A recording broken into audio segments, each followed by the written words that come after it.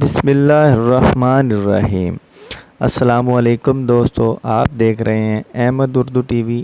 آج کی ہماری ویڈیو کا موضوع نہایت ہی مقدس ہے اور اس ویڈیو میں ہم جان سکیں گے کہ خانہ کعبہ کو کتنی بار تعمیر کیا جا چکا ہے اور سب سے پہلے کس نے تعمیر کیا تھا۔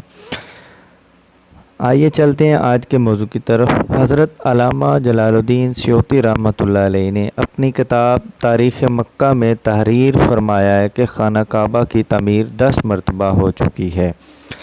آپ رحمۃ اللہ علیہ کا تھوڑا سا تعارف کرواتا چلوں۔ حضرت علامہ جلال الدین سیوطی رحمۃ اللہ علیہ، آپ کا نام عبد الرحمن تھا، کنیت ابوالفضل اور لقب جلال الدین تھا۔ آپ وہ عظیم ہستی ہیں جنہیں 75 مرتبہ حالت بیداری میں زیارت رسول صلی اللہ تعالیٰ علیہ وآلہ وسلم نصیب ہوئی۔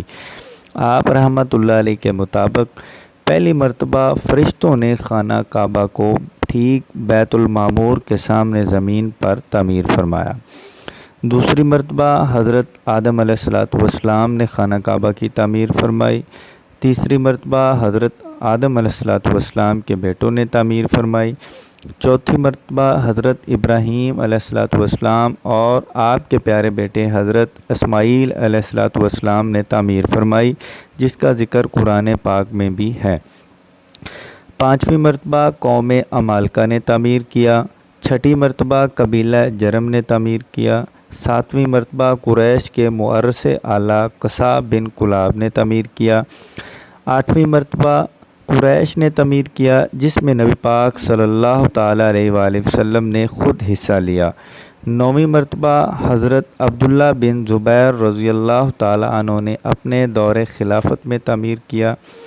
10ویں مرتبہ حجاج بن یوسف ثقفی نے حضرت عبداللہ بن زبیر رضی اللہ تعالیٰ عنہ کو شہید کر کے آپ کے بنائے ہوئے خانہ کعبہ کو بھی شہید کر دیا اور پھر زمانہ جاہلیت کے مطابق خانہ کعبہ کی عمارت کو تعمیر کر دیا، جو آج تک موجود ہے۔ دوستو، اگر آپ کو ہماری ویڈیو اچھی لگی ہو تو ہمارا چینل ضرور سبسکرائب کر دیں اور ویڈیو کو لائک کر دیں۔ شکریہ۔